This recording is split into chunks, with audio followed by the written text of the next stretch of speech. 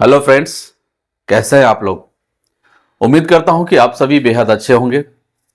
मैं जानता हूं कि इस बार वीडियो बनाने में थोड़ी विलंब हुई है, उसके लिए सॉरी।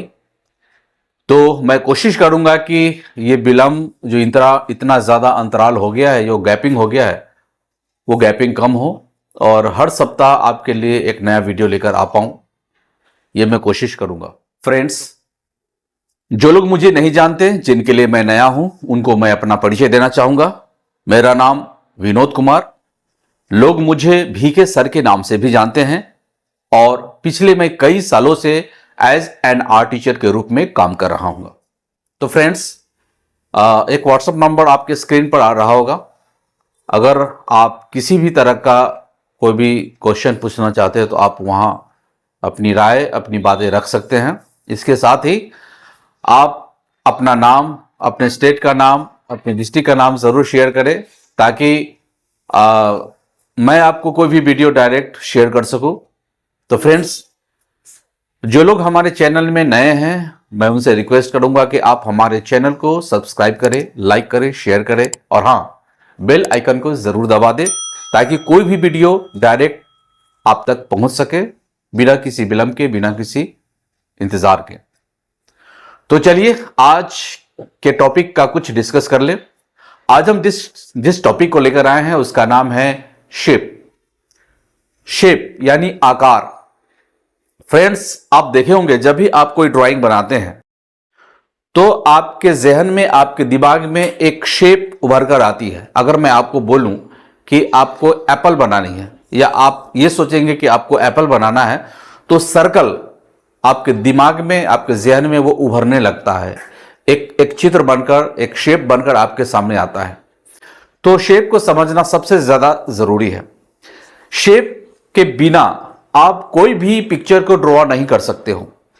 ड्राइंग करने के लिए आपको यह समझना बहुत जरूरी है कि जो रेफरेंस में जिस पिक्चर को हम बना रहे हैं उसका शेप क्या है। क्या वो सर्कल में है, क्या वो स्क्वायर में है, क्या वो ट्रायंगल में है, क्या वो रेक्टेंगल में है। तो इस शेप को जब तक आप नहीं समझेंगे तब तक आप नहीं बना सकते हैं। इसलिए बेहद जरूरी है कि आप पिक्चर को, रेफरेंस को, के शेप को समझे। जब आपके जहन में, आपके दिमाग में उस रेफरेंस जो भी आप बना रहे हो, एक शेप का डिजाइन आपके दिमाग में आ जाएगा, तब आप आगे का पिक्चर क्लियर हो जाएगा। तब आप उस शेप के हिसाब से आप सिंप्लीफाई कर सकोगे। अब आपके सामने एक शब्द आ रहा होगा, सिंप्लीफाई या सिंप्लीफिकेशन। ये वर्ड्स मैं इसलिए बोल रहा हूं क्योंकि इसके बिना आप कोई भी ड्राइंग बना नहीं सकते हैं। या फिर ये मैं बोलूं कि एक अच्छा ड्राइंग बनाने के लिए सिंप्लीफिकेशन का होना या सिंप्लीफाई का करना बहुत जरूरी होता है। देखो फ्रेंड्स, होता क्या है कि जब आप सिंप्लीफाई करते हो, तो पहले मैं आपको मतलब समझा दूं कोई सिंप्लीफाई होता क्या है। अगर मैं इसको क्लियर नहीं कराऊंगा तो शायद आप कंफ्यूज हो जाओगे।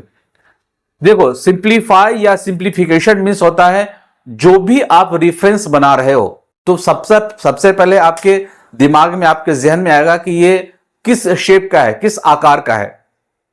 फिर बारी आती है सिंप्लीफाई करना। सिंप्लीफाई इट मींस, अगर मान लो कि एक सर्कल में कोई ऑब्जेक्ट है, एक सर्कल में कोई भी जो रेफरेंस है वो आपके सामने आ गया, तो उसको आप सिंप्लीफाई करोगे, यानी स्ट्रेट लाइन में उसको कन्वर्ट करोगे। सर्कल मतलब पूरा सर्कल नहीं बना देना, वो लाइंस कैसे कैसे और किस तरह से मूवमेंट हो रहा है उस लाइंस को, यह समझना बहुत जरूरी है। और जब आप उस लाइंस को सिंप्लीफाई यानी स्ट्रेट लाइन में कन्वर्ट कर दोगे, आपको पता चलेगा कि ये लाइन थोड़ा ऊपर जा रहा है, ये थोड़ा नीचे आ रहा है, ये लाइंस बड़ी है तो ये लाइंस छोटी है। तो सिंप्लीफिकेशन में आपको स्ट्रेट लाइन में उन सारे इमेज को, जो भी आप रेफरेंस में बना रहे हो, उसको आपको सिंप्लीफाई करना जरूरी है। जब तक आप सिंप्लीफाई नहीं करोगे, एक अच्छा आर्टवर्क उभर कर सामने नहीं आएगा। इसलिए किसी भी तरह का कोई भी पिक्चर बनाओ, या वो स्टिल लाइफ हो सकता है, नेचर से कोई भी पिक्चर है आप उसको लो, तो वहां भी शेप के बाद सिंप्लीफाई करो, उसके बाद आप कोई ह्यूमन फेस बनाते हो, ह्यूमन फेस यानी कोई पोर्ट्रेट बनाते हो, वहां पर भी ये अप्लाई होता है। आपको ये समझना होगा कि शेप के बाद सिंप्लीफिकेशन यानी सिंप्लीफाई करना जरूरी है। लाइंस, मान लो कि एक लाइंस यहां सीधा आया, फिर इसके बगल से, फिर उसके नीचे, फिर यहां से इधर आ रहा है, तो सिर्फ आप सिंप्लीफाई करोगे। अगर आप हैंड बना रहे हो, मान लो कि आप एक हैंड है, तो अगर आपको इसको सिंप्लीफाई करना पड़ेगा तो सबसे पहले आप पाम का ये लाइंस ऐसे आया, यहां से आया यहां, और यहां पर कर्व हो जाता है। फिर ऊपर का ये देखेंगे तो ये भी कर्व हो रहा है, यानी कि ये वाईफाई डिजाइन बन रहा है, ये वाईफाई डिजाइन बन रहा है। और चूंकि ये सारा लाइंस जो है, जहां जैसे जैसे लाइंस आ रही है, इसको हम लोग सिंप्लीफाई करते हैं। जब हम पूरी तरह से सिंप्लीफाई करेंगे तब अब उसके आगे आपकी बारी आएगी कि उस सिंप्लीफाई को, जो भी आपने स्ट्रेट लाइन को बनाया है, वो उसको अब हम लोग क्या चीज में कन्वर्ट करेंगे? कर्व में। कर्व में कंप्लीट करने के बाद, उसमें चेंज करने के बाद धीरे धीरे धीरे धीरे आप देखेंगे कि अब उसके काफी नजदीक आएंगे। जो भी आप रेफरेंस बनाओगे, वो कौन सी लाइन कहां से कर्व हो रही है, कहां से स्ट्रेट जा रही है, तब आपका बारीकी से उन सारी चीजों को ड्रॉ करना आपके लिए आसान हो जाएगा। इसलिए विदाउट शेप या विदाउट सिंप्लीफिकेशन आप पिक्चर ड्रॉ करना आपके लिए, एक अच्छा आर्टवर्क बनाने के लिए आपके लिए मुश्किल होगी। तो फ्रेंड्स, इसी को मैं थोड़ा ब्रीफ में आपको बताऊंगा, तो चलिए ब्रीफ में आपको क्लियर करते हैं। तो चलो एग्जाम्पल के रूप में मैं आपको समझा दे रहा हूं। मान लो कि एक एप्पल है।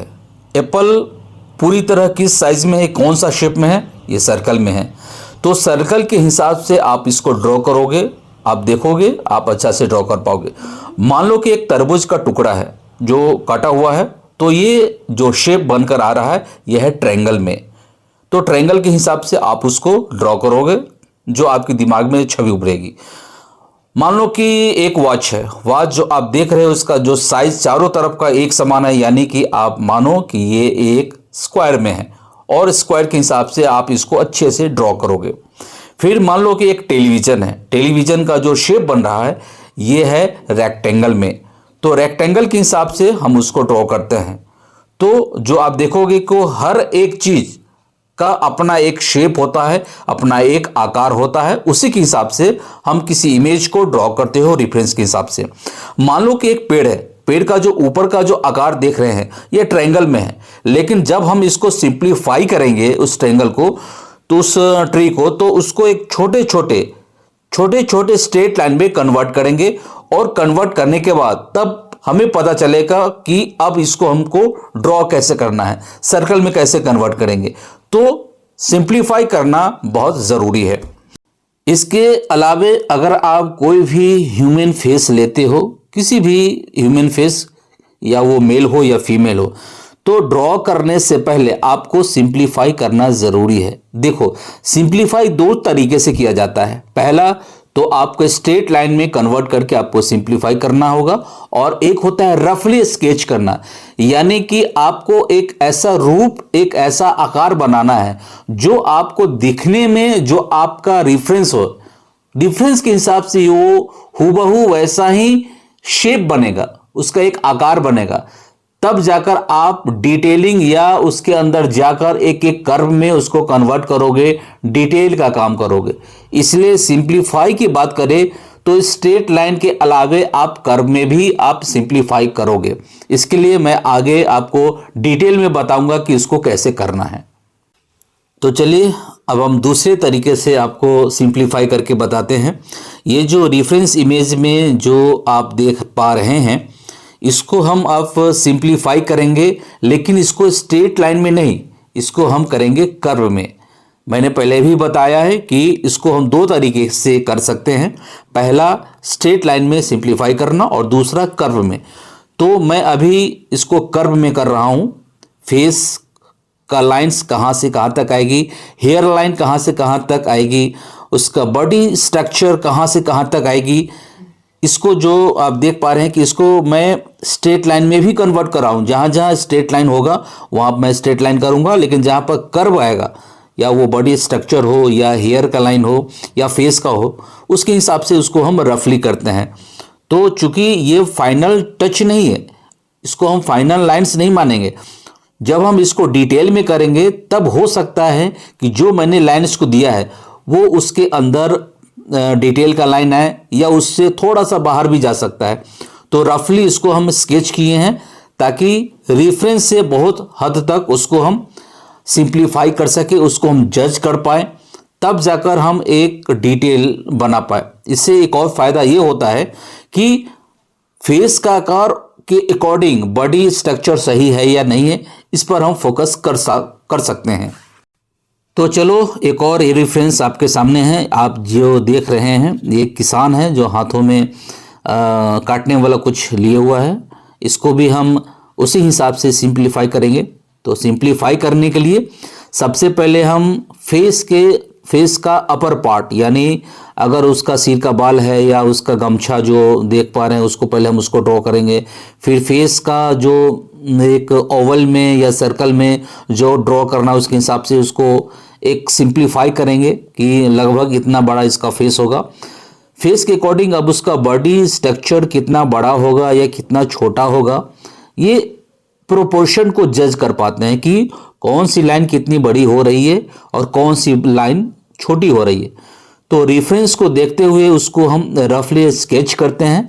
और जब भी आप ड्रॉ करो तो इस बात को हमेशा ध्यान रखो कि जब आप ड्रॉ करो तो रेफरेंस को देखते हुए पहले आप सिंप्लीफाई कर लो। सिंप्लीफाई मैंने पहले भी बताया है कि दो तरीके से आप कर सकते हो, या तो सिंपल स्ट्रेट लाइन से करो या फिर जहां ज़रूरत हो वहां कर्व भी करो, कर्व में कन्वर्ट करके फिर जहां ज़रूरत हो स्ट्रेट लाइन करो। तो दोनों मिलाकर आप फुलफिल जो भी पिक्चर या जो भी रेफरेंस को देखकर आप बना रहे हो उस पर फोकस करना है। फोकस करने के बाद तब आप देखोगे कि हाँ कौन सी लाइन कितनी बड़ी आ रही है, कितनी बड़ी छोटी हो रही है। इसके सबसे ज़्यादा फायदा यही है कि रफली स्केच से आप जितना भी बड़ा पेपर बनाओ, जितने भी बड़े पेपर में आप बनाते हो तो आपको आइडिया मिल जाता है कि इसको हमको छोटा बनाना है या बड़ा बनाना है। अगर बड़ा बनाना है तो उसको फेस के अकॉर्डिंग उसका बॉडी पोस्चर कहाँ जाएगा, उसका हैंड कहाँ जाएगा, उसका फुट कहाँ जाएगा, उसका पैर कहाँ तक जाएगा, तो वो हम जज कर पाते हैं। और अगर वहाँ जहाँ कहीं भी हमको लगता है कि शायद ये गलत हो रहा है तो फिर वहाँ से हम इसको इरेज करके फिर से उसको रेक्टिफाई करेंगे और फिर से उसको सही करेंगे। इसलिए सिंप्लीफाई का एक बहुत बड़ा अच्छा चीज़ ये होता है कि आप रफली जब इसको सिंप्लीफाई करते हो इमेज को तो आपको पूरा आइडिया मिल जाता है कि हाथ कितना बड़ा है, बॉडी कितनी बड़ी है, उसका फेस बॉडी के हिसाब से सही मायने में बड़ा है या छोटा है, वो हमको आइडिया मिल जाता है। इसलिए सिंप्लीफाई करके बनाना ही सबसे ज़्यादा अच्छा होता है और यही एक सही तरीका है सही मायने में ड्राइंग करने के लिए। तो आप जब भी चाहे कोई भी रेफरेंस आप उठा लेना और इसकी प्रैक्टिस आपको लगातार करनी पड़ेगी। लेकिन ये है कि आपको एक दिन में शायद नहीं हो पाएगा, आपको बार बार करना पड़ेगा। और जब आप बार बार करोगे तो फिर आपको आपकी हाथ का स्पीड भी बढ़ जाएगी।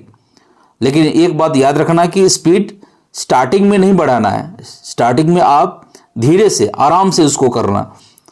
इससे ये फ़ायदा होगा कि आप एक एक लाइन्स को सही से जज करके उसको सही से ड्राइंग कर सकते हो। इसलिए बेहद ज़रूरी है कि ये आप इसको सही कर सको। इसके लिए मैंने क्या किया है कि पूरी तरह से डार्क दिखे तो मैंने 10B पेंसिल का यूज़ किया है, लेकिन आप HB पेंसिल का यूज़ करना। इसको जितना लाइट में आप बनाओगे उतना ही ये आपके लिए अच्छा होगा। चलो एक और रेफरेंस आपके सामने बना रहा हूँ। ये एक लड़की का इमेज है जो गांव की कोई लड़की है जो खंभे से झूलकर अपना एक पोज बना रही है, एक आकार बना रही है। तो इसको भी हम एक रफली स्केच करेंगे, मतलब सिंप्लीफाई करेंगे। स्केच का मैं नाम इसलिए बोल रहा हूँ क्योंकि इसको हम तेज़ी से करते हैं, स्लो में आप लेकिन स्टार्टिंग में करना, स्पीड में मत जाना। स्पीड में जाने से फिर आपके लिए लाइंस गलत हो सकता है, या फिर आप जो लाइन आप बनाना चाहते हो उस लाइन से आप भटक सकते हो, कुछ दूसरे तरीके से बन सकता है। इसलिए लाइन को बारीकी से जज कर लो। पहले देखो कि ये जो आप इमेज देखकर बना रहे हो वो कितनी बड़ी है, उसका फेस का लेंथ क्या आ रहा है, उसका बॉडी पोस्चर कितना बड़ा आ रहा है, उसका हैंड कितना बड़ा आ रहा है। क्योंकि होता क्या है कि कई लोग ऐसा बनाना जब स्टार्ट करते हैं, तो मैंने कई स्टूडेंट्स को मैंने ये भी देखा है कि जब वो स्टार्ट करता है बनाना, तो कई बार लोग स्टार्टिंग फेस से करते हैं, हैंड को वो डिटेलिंग वो सिंप्लीफाई नहीं करते हैं, वो डिटेल से बनाना स्टार्ट करते हैं। पता चला कि बनाते हुए हाथ छोटा हो गया, जो कि बौना की तरह दिखने लगेगा। कभी कभी पैर ज़्यादा छोटा हो जाता है। इसलिए सिंप्लीफाई करके बनाना ज़रूरी है। सिंप्लीफाई करके बनाओगे तब आपको सही मायने में पता चलेगा कि बॉडी पोस्चर सही है या नहीं, पैर जो हम बना रहे हैं या हाथ जो हम बना रहे हैं वो सही मायने में जितनी बड़ी होनी चाहिए बॉडी के हिसाब से वो सही बन रहा है या फिर नहीं बन रहा है। तो उसको हम लोग विशेष ध्यान देते हैं, एकदम बारीकी से सोच के एक एक लाइन्स को करते हैं। लेकिन ये भी मैं पहले भी बताया है कि लाइन्स जो भी आप ड्रॉ करोगे ये परफेक्ट लाइन नहीं होती है, क्योंकि हो सकता है कि वो लाइन उसके जो भी लाइन अभी हम सिंप्लीफाई कर रहे हैं उसके अंदर भी हो सकता है, या ये भी हो सकता है कि उस लाइन के हमें बाहर भी जाना पड़े। तो सिंप्लीफाई का मतलब एक ही होता है कि आप सिंपल तरीके से, इतना समझो कि सिंप्लीफाई मीन्स सिंपल तरीके से उसको ड्रॉ करना, और यही आपको आना ज़रूरी है, तभी आप अच्छा ड्रॉ कर सकते हो। तेज़ी से मत करना, आसान से और बारीकी से इत्मीनान से करना, सिंपल तरीके से। तेज़ी दिखाओगे तो हो सकता है आप जो सिंप्लीफाई कर रहे हो वो गलत बन जाए, या फिर वो लाइन्स गलत तरीके से बनना स्टार्ट हो जाए। इसलिए ज़्यादा तेज़ी नहीं लाना है, बस आसान से सही से समझकर उसको ड्रॉ करना है। ठीक है। एक और इमेज को मैंने लिया है, ये रेफरेंस में जो देख रहे हैं ये एक बुज़ुर्ग आदमी है, एक बूढ़ा आदमी है जो बैठा हुआ है। तो सिंप्लीफाई जब हम करेंगे तो ये सामने वाले को दिखना चाहिए कि जो भी हम पोस्चर बना रहे हैं या जो भी हम सिंप्लीफाई कर रहे हैं वो सही में जो पोजीशन में वो आदमी बैठा हुआ है वो पोजीशन फील कर रहे हैं कि नहीं। तो फील होना चाहिए।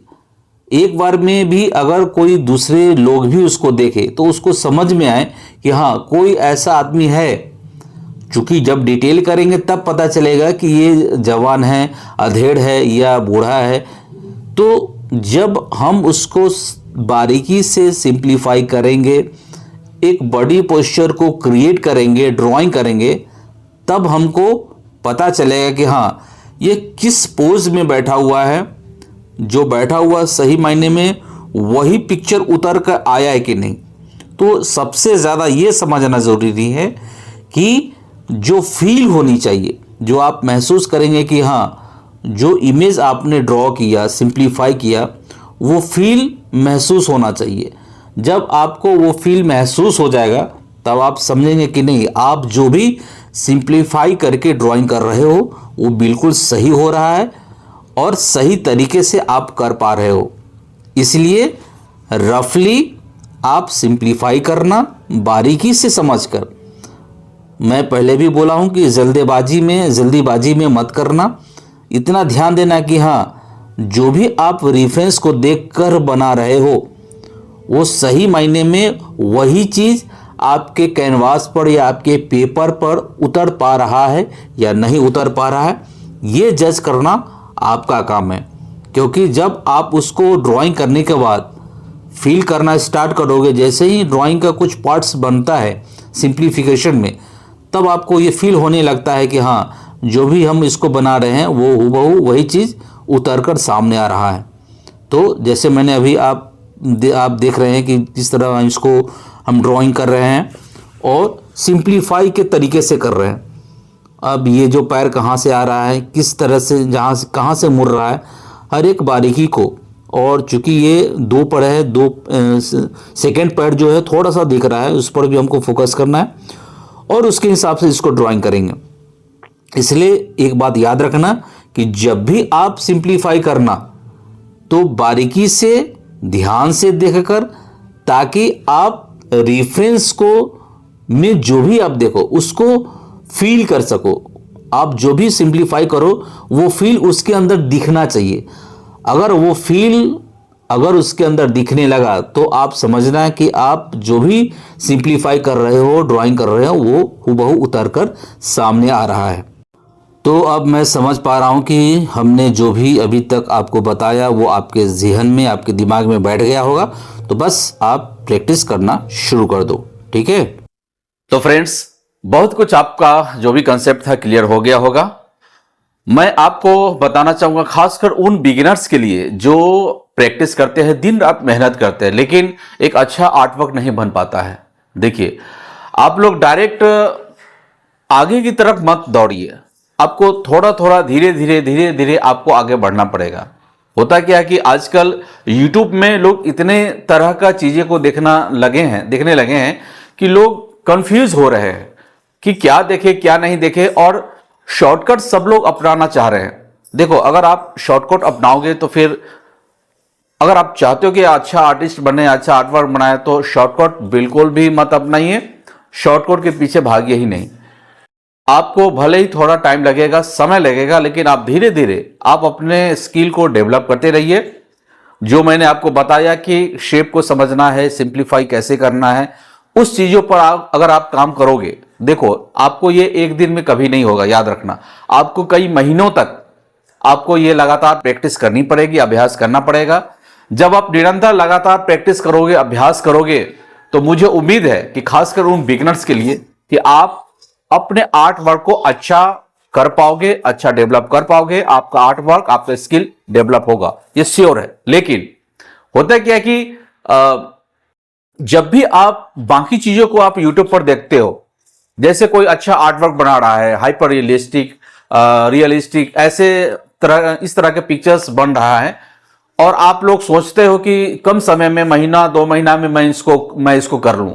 देखो, ऐसी गलती बिल्कुल भी मत करना, क्योंकि आपको पता होना चाहिए कि अगर वो आज अच्छा आर्टवर्क बना रहा है, अच्छा वो रियलिस्टिक, हाइपर रियलिस्टिक बना रहा है, तो उसके पीछे एक दिन का मेहनत नहीं है, कुछ महीनों का मेहनत नहीं है, कई सालों तक लगातार परिश्रम करने के बाद, लगातार प्रैक्टिस करने के बाद आज वो हाइपर रियलिस्टिक या रियलिस्टिक बना पा रहा है।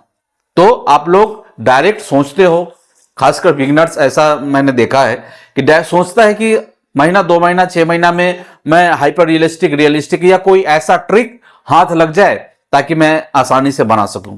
तो ऐसा बिल्कुल भी नहीं है। आपको अच्छा आर्टवर्क बनाने के लिए, उस लेवल तक पहुंचने के लिए आपको हर हाल में धीरे धीरे, स्टेप बाय स्टेप आगे बढ़ना पड़ेगा। तब जाकर आपका आर्टवर्क, आपका स्किल जो है वो डेवलप होना शुरू होगा। इसलिए मैंने पहले भी बताया था कि आपको सबसे पहले जब भी आप रेफरेंस देखो, जो भी चीज आप बनाओ, तो वो किस शेप का है वो पहले आप अपने दिमाग में थॉट्स लाओ कि इसका आकार क्या है, इसका शेप क्या है, किस शेप में ये बनेगा। फिर अगली बारी आती है सिंप्लीफिकेशन की। जब आप उस इमेज को, उस रेफरेंस को सिंप्लीफाई करोगे, तब जाकर कर्व में उसको कन्वर्ट किया जाता है। तब धीरे धीरे और ये प्रैक्टिस लगातार जब आप कई महीनों तक, सालों तक करोगे, तब आप एक अच्छे लेवल तक पहुंच सकते हो। इसलिए अच्छे लेवल तक पहुंचने के लिए आपको लगातार मेहनत करनी पड़ेगी, क्योंकि बिना मेहनत के आप एक अच्छा आर्ट वर्क बनाना तो दूर, कल्पना भी नहीं कर पाओगे। इसलिए मैंने जो भी बताया आप उसको ध्यान में रखो, उसको करो, और हम उम्मीद करते हैं कि अगर आप निरंतर इन चीजों पर ध्यान दोगे, करोगे, तो एक समय आएगा जब आपको खुद इंप्रूव होना शुरू हो जाएगा। मैंने पिछले वीडियो में भी मैंने कुछ एक्सरसाइज को बताया था, पता नहीं शायद आप लोग कर पा रहे हो कि नहीं कर पा रहे हो, लेकिन आपको करना पड़ेगा। जब आप चाहते हो कि उस लेवल तक पहुंचना, जो लेवल तक एक अच्छे बड़े आर्टिस्ट पहुंच रहे हैं, तो एक्सरसाइज भी करना बहुत जरूरी है। ठीक उसी तरह जब भी कोई अच्छा बॉडी बिल्डर बनता है तो उसके पीछे एक दिन की मेहनत नहीं होती है, कई दिनों तक वो एक्सरसाइज करता है, मेहनत करता है, पसीना चुहाता है, तब जाकर वो अपने बॉडी को इंक्रीज कर पाता है। वो उस तरह का पुशअप करके या जो भी उसमें आता है उसको करके जो लेवल तक पहुंचना चाहिए वहां तक पहुंच पाता है। इसलिए आप लोग भी, जो मैंने पिछले वीडियो में मैंने बताया था कि आपको एक्सरसाइज करना है किस तरह से, आई ट्रेनिंग का भी मैंने एक्सरसाइज बताया था। तो पता नहीं आप लोगों में से कितने लोगों ने ये देखा है, नहीं देखा है, मुझे नहीं पता, लेकिन अगर अभी तक आप उसको नहीं देखे हैं तो मेरे पिछले वीडियो में जाइए, आई ट्रेनिंग की एक्सरसाइज को देखिए और उसको लगातार कीजिए। उसके बाद जो मैं आज की वीडियो में जो भी मैंने बताया है आप उसको भी लगातार प्रैक्टिस करेंगे। तो अभी तक आप हमारे चैनल को सब्सक्राइब नहीं किए तो आप हमारे चैनल को सब्सक्राइब करो, लाइक करो, शेयर करो। ठीक है, तो मिलते हैं फिर से एक नए वीडियो में, तब तक के लिए लव आर्ट लिव आर्ट।